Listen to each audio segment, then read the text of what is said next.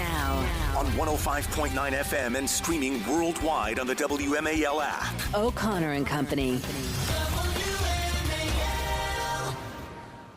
It is 6:07 on News Talk 105.9 WMAL. It is a Friday, the 13th. You're listening to O'Connor and Company. I'm your Friday gal, Patrice Onwuka, sitting in for Larry. And I've got one of Larry's besties, Sean Spicer, here with us this morning. Good morning, Sean. Yeah, I hate to correct you again. It's not bad. It's mentor. It's mentor. Okay, I'll get it for the next hour. Okay. Yeah, the legalese, the contract says mentor to Larry O'Connor. He might see it differently, but and we're working on that. That's the part of the process is to get him to accept where everything fits in the world, and so we're getting there. I'm very, very pleased with his progress. By the end of the show, I will be calling you his mentor. All right, let's get to our guest lineup here. 6:35, Reagan Reese, White House correspondent for the Daily Caller. 7:05, Nicole Neely, Parents Defending Education. At 7:35, Ryan Hurd, a mayor from Pequannock Township in New Jersey, will give us some details on these mysterious drones. 8:15, Bram Weinstein is going to be here to preview this weekend's Commanders game. And at 8:35, Brett Baer rounds out the week from Fox News. So, Sean, you saw this story. I would love for you just to run with it. It looks like Mayor Eric Adams of New York has been red-pilled. What's going on here? I'd like to say that Mayor Adams saw his way. So what we're talking about is a year, 2 years ago, 3 years ago, whenever, I can't even remember when he was actually elected. Mayor Adams was very proud to declare New York City a sanctuary city. And then, Patrice, they came. They said, oh, we'll come. Bearing gift cards, hotel rooms, cell phones, they all showed up. And the city, the residents of New York, I think, said, no. This is a nice talking point. It was like the people of Nantucket or Martha's Vineyard or wherever it was that one plane ride full of migrant illegal aliens comes in and they freak out. Like they suddenly declared that calling yourself a sanctuary city. So fast forward, yesterday, Mayor Adams welcomed a meeting with Tom Homan, the incoming border czar, and almost like pretended that the past didn't exist. He was like, I welcome the help of them to get this straight because New York is facing a crime crisis. And I'm like, listen, I would love to think that they're coming over to our side, that they realize that their policies were wrong. But this is political.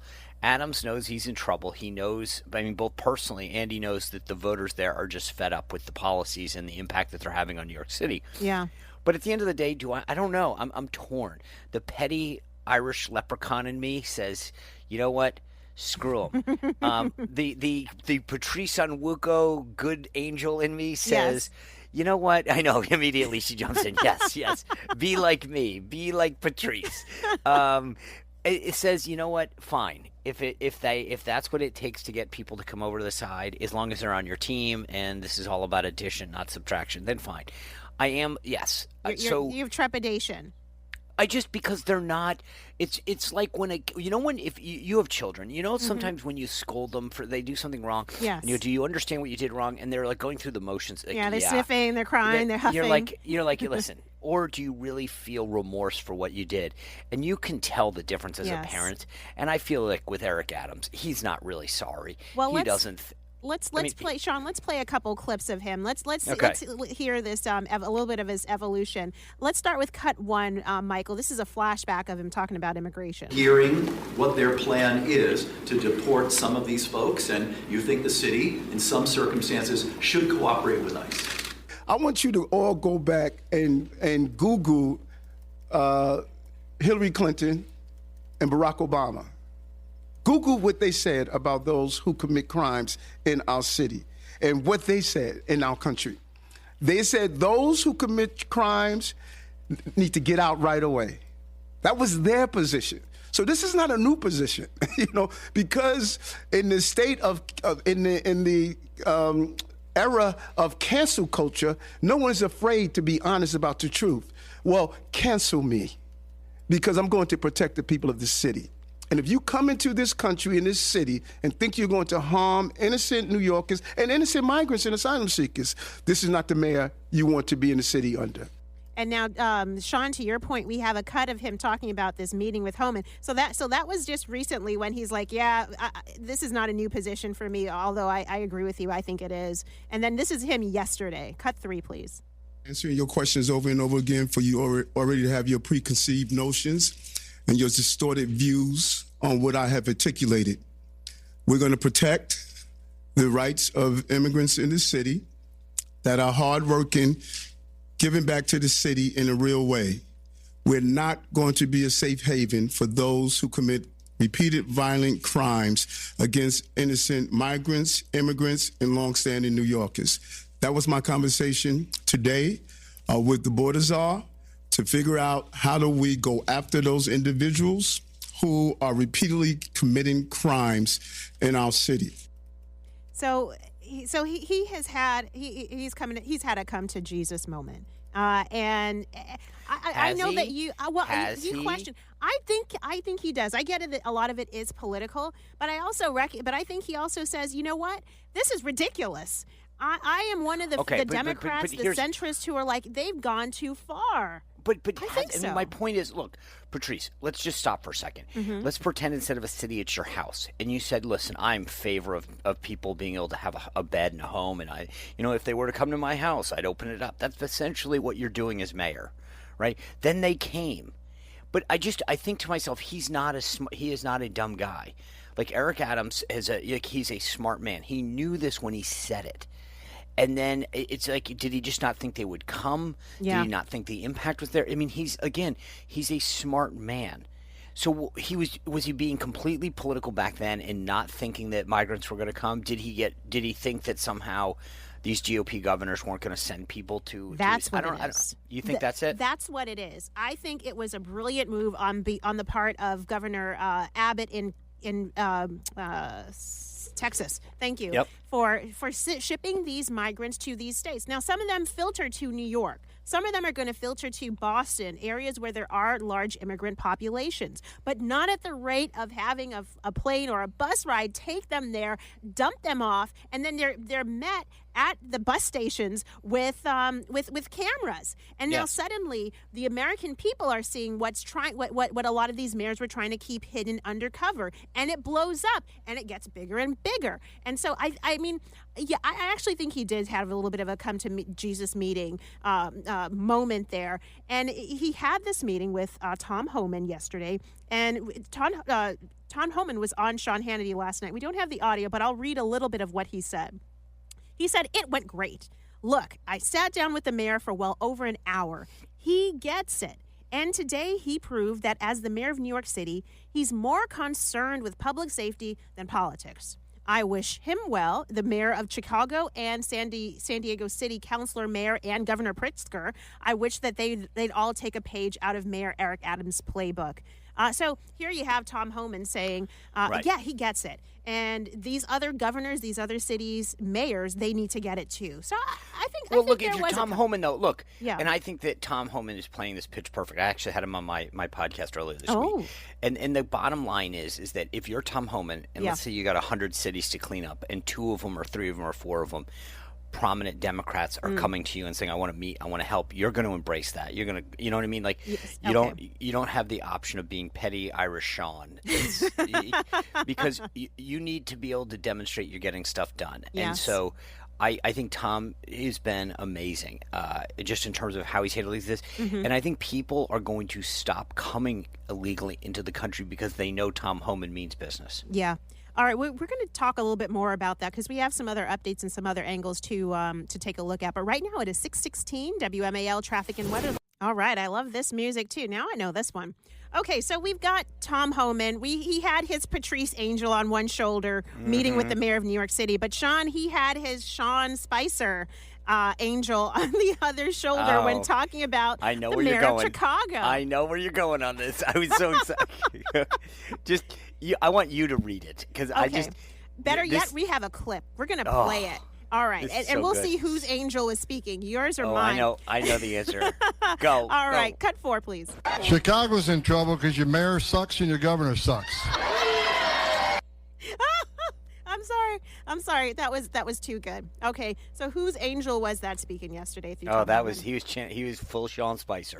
I mean, when I heard that, by the way, he's standing at this podium for folks that obviously are just listening, and he just gets that microphone. I almost feel like, can you just play it one more time for me? It's almost as good as Toto. Getting me going, but it's so good. Your mayor sucks and your governor sucks. Chicago's in trouble because your mayor sucks and your governor sucks. Yeah, that's good.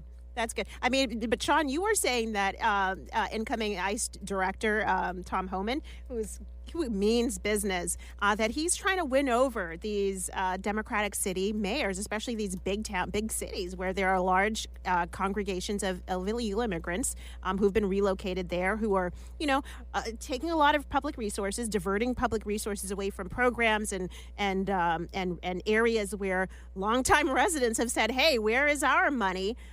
And so I thought you said that he was trying to win those governors. I don't know, calling the Chicago mayor that he sucks and the governor sucks. I don't know.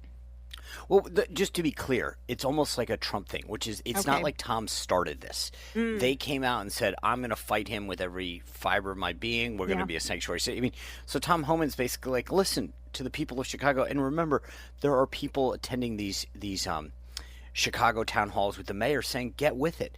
Like, the crime is up, and they want them to do more of what Eric Adams is doing. I agree.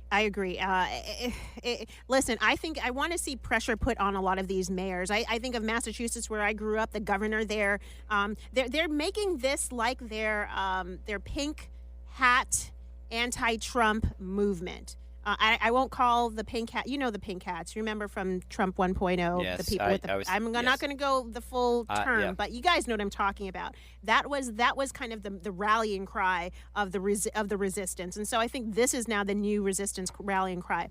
Now, meanwhile, we've got this story in the New York Post about what the Biden administration, to our point in the last hour, talking about what they're doing quietly in these final waning days, and this should make every person, whether or not you agree with the wall, irate. With the Biden administration is quietly clearing away border wall parts and selling them on eBay, pretty much. $5. For $5, auctioning them off ahead of President Trump's second term. Reportedly, they're spending their final weeks sending this border material up for auction. This is obviously alarming. Footage of this is alarming the Customs and Border agents who captured flatbed trucks hauling away dismantled sections of the steel wall near Tucson, Arizona. This is asinine. This is just stop, folks. Think about this. This is your government at work. I went out to the border for the first time about 4 weeks ago now. Oh, wow. And there was literally just piles of border wall ready on the side. And the agent said to me, effective January 20th, 2021, they were told you cannot touch it, you cannot move it, whatever. That's bad enough. Yeah. We'd already bought it and paid for it, our tax dollars. And now, instead of just leaving it there and walking away from it, realizing that their policies are horrible, they're now auctioning it off so that we have to then – we know we're buying it again, right? I mean, Trump's going to finish the wall. So this is why government is so poorly run. It's that not only should you have not finished, you should have finished the wall that we already paid for. Now you're going to sell it at $5, on the piece, and then we rebuy it for thousands of dollars. Yes. It's just unbelievable. But it's the Biden administration thumbing their nose at President Trump, thumbing their nose at the incoming administration, but really thumbing their nose at us regular Americans, citizens, and taxpayers, saying, you know what, we know what's better for you. That you voted for the other guy? Well, we're going to stick you with an even greater bill, because then they can turn around when the wall is rebuilt and say, look how much it costs to put the wall back in. Well, and they'll conveniently leave out the fact that the Biden administration is selling parts of the wall on GovPlanet for $5. They're going to leave that part of it out. I think it's just another way that that the administration is going to be doing some sneaky, underhanded dealings in these final days. Yeah, but this is it's one thing to be mad at Trump, not like Trump. I get it I don't know. I think at least Joe Biden likes him. But then don't make us pay for it. Joe Biden loves him, I think. That's right. Oh, yeah. All right. Well, we've got more on this, including a local angle from Governor Glenn Youngkin. He's stepping into the fray, thankfully on the right side of it. But it is 6:23 on O'Connor and Company. Now. On 105.9 FM and streaming worldwide on the WMAL app. O'Connor and Company. It is 6:37 on News Talk 105.9 WMAL. It's a Friday. It's Friday the 13th. It's O'Connor and Company. And it's Sean Spicer along with me, your usual Friday gal, Patrice Onwuka, in for Larry. Happy Friday. Happy Friday, Sean. Happy Friday. I'm excited. Terrific. I've earned it. Big week. We've all earned it. We've made it to the week. Well, we are excited to have our first guest of the day coming up. But let me just give everybody a quick rundown of who we have coming up a little bit later. At 7:05, Nicole Neely, Parents Defending Education. 7:35, Ryan Hurd, the mayor of Pequannock Township in New Jersey, talking about these drones. 8:15, Bram Weinstein is going to be here to talk about this weekend's Commanders game, and rounding us out will be Brett Baer at 8:35 a.m. from the Fox News Channel. Well, let's welcome our guest in here, Reagan Reese, White House correspondent at the Daily Caller. Good morning, Reagan, and welcome to O'Connor and Company. Good morning. Thanks for having me. Great. Well, we've been all over your exclusive Daily Caller story, just exposing the backfired, botched hit job, slime job that the ProPublica outlet tried to put out against Pete Hegseth, who we know is President Trump's nominee for the Department of Defense. We would love for you to walk through this. Yeah, of course. So 2 days ago, Pete Hegseth posted on Twitter that he had knowledge that ProPublica was going to post this story falsely claiming that he had not been accepted into West Point and that he had lied. And so to get ahead of that, he posted this letter, acceptance letter from West Point. From there, ProPublica's editor did this long Twitter thread about how ProPublica does good journalism, and they're going to explain to everybody how good journalism works, and that first they went to West Point and they asked West Point, did Pete Hegseth get into West Point like he's previously claimed? And they got what they shared was a one-sentence reply saying, according to our records, no. They double-checked again. They said, yes, we are confident. From there, they said that they gave adequate time for Hegseth's lawyers and teams to respond to this accusation, and eventually learned that, Hegseth had gotten that letter and decided to hold the story. We are later finding out that they didn't give Pete adequate time to respond. They gave his lawyer 1 hour to respond, and in that, they seemingly just went off this one-sentence reply that they got from West Point and asserted in an email to Pete Hegseth's lawyer that Pete was lying without even asking for additional evidence. And the most egregious part, I think, is a question of asking then the lawyer if Pete Hegseth is qualified to be Secretary of Defense because of his lies. That's not even giving a fair chance to Pete and his team to respond and provide evidence proving elsewise. Yeah, go ahead, Reagan, Sean. let me just ask you this. You are a reporter at the Daily Caller. Is it practice at the Daily Caller when seeking comment from somebody, especially of this caliber, of this importance, 1 hour to respond to serious allegations? Oh, definitely not. I mean, I gave ProPublica 6 hours to respond, and I wanted to make sure Hold on. that Can we just stop for a second? Hold on. Reagan, just hold on. They gave Pete Hegseth 1 hour. No, just to be clear, they gave Pete Hegseth's attorney 1 hour to get in touch with Pete Hegseth while he was on Capitol Hill to get copies, not even to get copies, to refute an allegation that they were charging him with, to get back to the attorney, to get back to the reporter, and yet you gave the reporter 6 hours. There is something a bit twisted about this. Yeah, I mean, definitely. I mean, I said to my editors as we were getting this story, and we got it on